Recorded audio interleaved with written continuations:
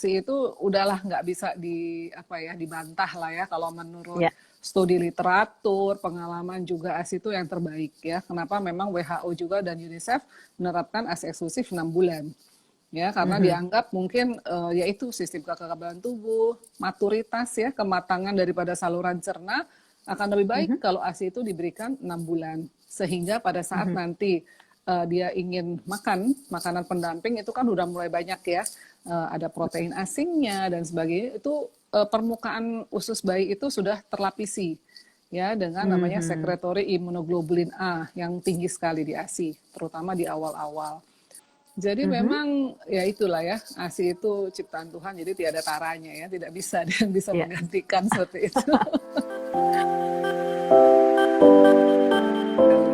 Ya harus diambil selalu positifnya ya. Kalau kita sedih terus, stres, itu harus dijelaskan juga kalau ibu sedih terus, stres gitu ya.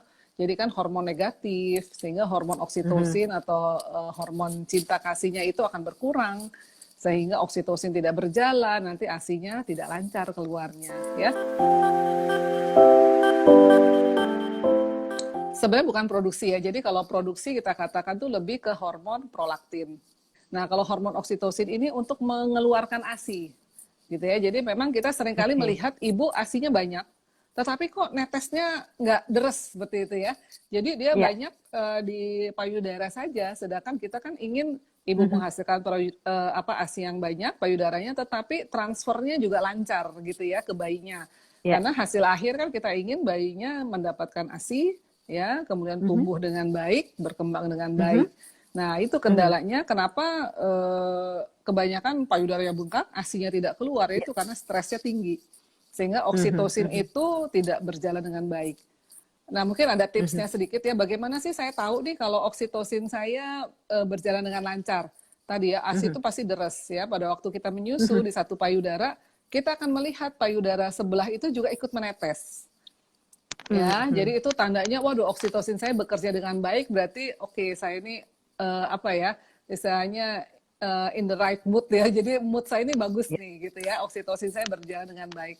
Dan yang biasanya juga kita akan merasakan payudara tadi penuh, terisap bayinya dan akan kempes.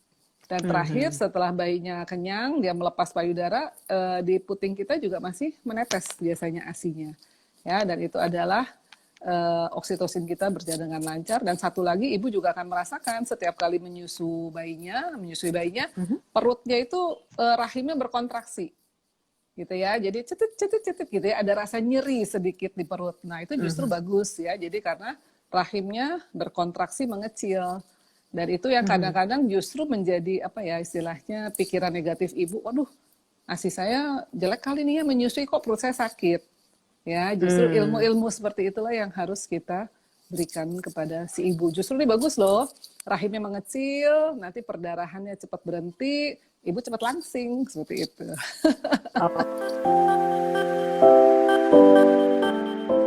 Nah, nanti beda nih ya, jadi kalau supaya ASI ibu harus banyak tadi ya, dari awal tadi, dari antenatal, ibu harus sudah mencari informasi. Ya, pertama cari, kalau masa pandemi ini ditambah nih, tadi kan mencari rumah sakit yang sayang ibu bayi, sekarang mencari lagi nih rumah sakit yang kalau ibunya positif dan sebagainya, harus mencari rumah sakit yang bisa menerima rujukan seperti itu ya. Jadi dari awal sekali dipersiapkan. Yang kemudian kedua yaitu tadi cari rumah sakit, dan ketiga nanti kalau saya supaya ASI saya banyak, informasi apa nih harus saya dapat misalnya gitu ya. Jadi itu banyak sekali ya, informasi-informasi dari IDEI juga banyak ya, jadi bisa dilihat apa saja sih tips-tipsnya lah ya gitu ya. Jadi memang harus dari awal tadi happy, tidak stres, ASI sesegera mungkin dikeluarkan. Kalau tidak bisa menyusui langsung peres ya. Nah, jadi kalau peres juga harus cari lagi informasi teknik memeras dengan tangan. Bagaimana nih gitu ya. Jadi karena teknik memerah itu juga ada tekniknya, jadi tidak semudah itu juga ya. Jadi harus mencari lagi seperti itu. Yang kemudian yang berikutnya ya, kalau belum menyusui langsung juga ya harus sesering mungkin dikeluarkan tiap 2-3 jam.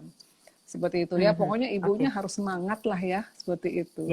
Harus bisa mengurus diri sendiri tadi ya, selain kebersihan, kesehatan, makan, makanan yang bergizi, terutama kita sih tetap saja menjalankan nggak usah makan banyak atau minum banyak, tetapi gizi seimbang yang paling penting. Seperti itu. Dan kalau haus, ya banyak minum. Seperti itu ya, karena ASI itu cairan ya, jadi ibunya nggak boleh dehidrasi. Ya, kalau ibu dehidrasi, pasti cenderung ASINya akan berkurang.